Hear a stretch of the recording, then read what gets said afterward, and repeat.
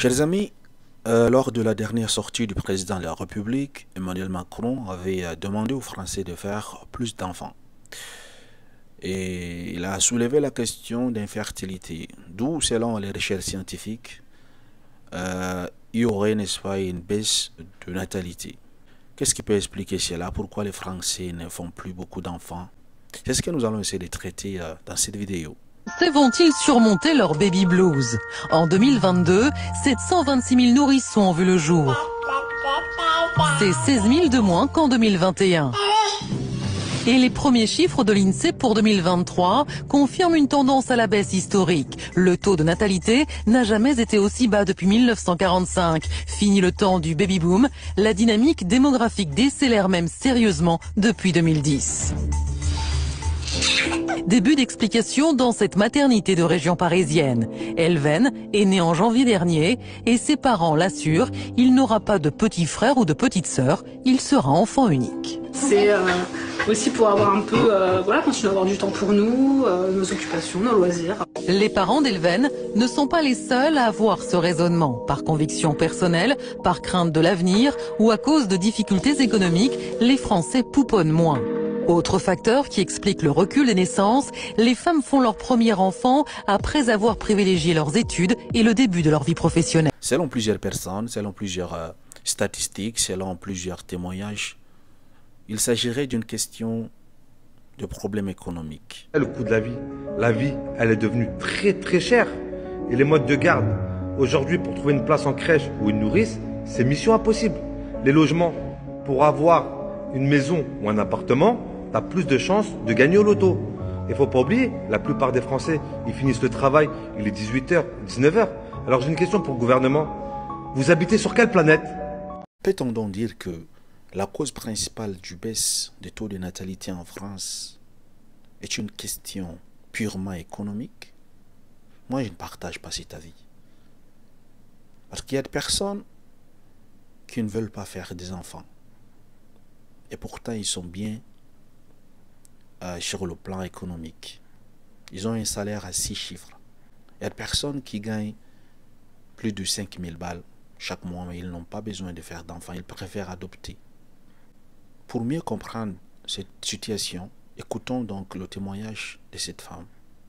Par choix et parce que je n'en ressens pas l'envie, si vous voulez. Je pense que dans notre société, malheureusement, les femmes, il y a ce côté, il faut qu'elles soient mères.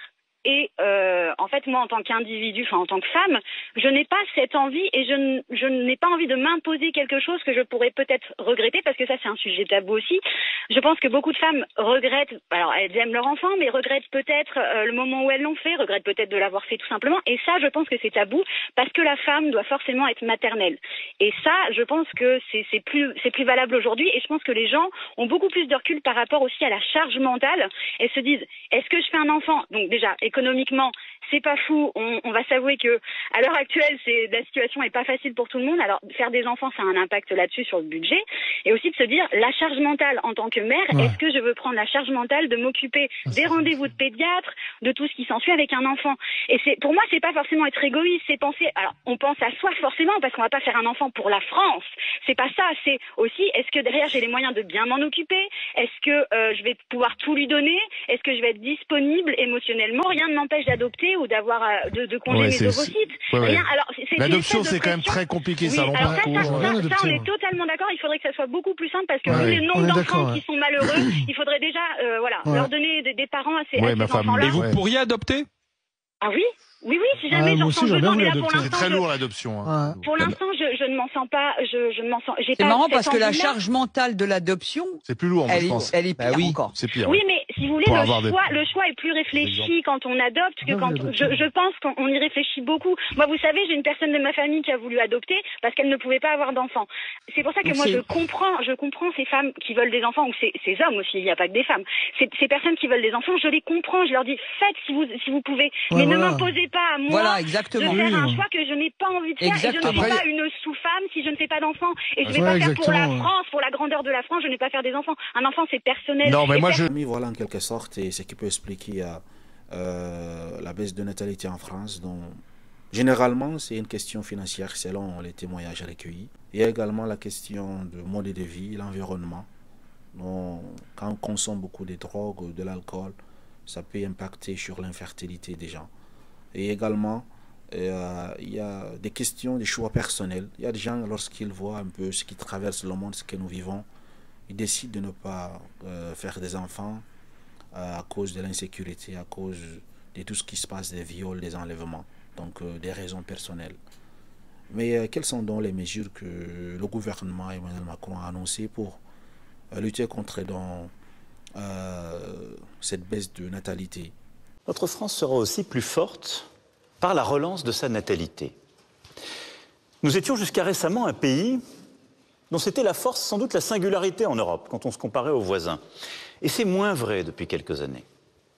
Alors il y a derrière cela des angoisses qui vont avec la société, peut-être des choix pris jadis sur certains sujets financiers. Il appartiendra au gouvernement de poursuivre ce travail, mais je voudrais insister sur 2 points pour essayer d'améliorer les choses. Après l'allongement du congé paternité... Ce qui me choque dans cette histoire, c'est qu'il y a certaines personnalités politiques qui sont sans scrupules.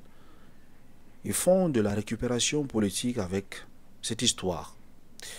Ils disent que si les Français ne font pas d'enfants, s'il y a fertilité, s'il y a une baisse de natalité, c'est à cause des étrangers en France. Comment une personne dotée de tous ses sens peut dire ce genre de choses? Vous voyez comment ces députés réfléchissent? Ils cherchent à faire de la récupération politique. Pour lui, si les Français ne font plus d'enfants, vous ne font plus assez d'enfants, c'est à cause des étrangers. Donc pour lui, c'est les étrangers qui empêchent les Français de souche de faire beaucoup de bébés au fait. Ce qu'il n'a pas compris, c'est que ce fléau, ce n'est pas seulement en France. C'est dans la plupart des pays industrialisés. Prenez un peu le cas de la Corée du Sud. Ils font en moyenne 0,79 enfants par femme.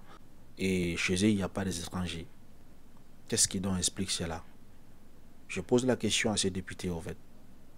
Donc souvent, il ne faut pas prendre des gens comme des enfants ou bien des personnes qui ne réfléchissent pas.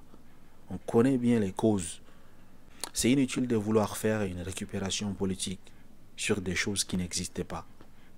Honte à ces députés au fait. Demandez-moi donc à ces députés en Corée du Sud, est-ce qu'il y a des étrangers? Est-ce qu'il y a aussi en Corée du Sud, c'est des étrangers qui empêchent les Coréennes à faire des enfants?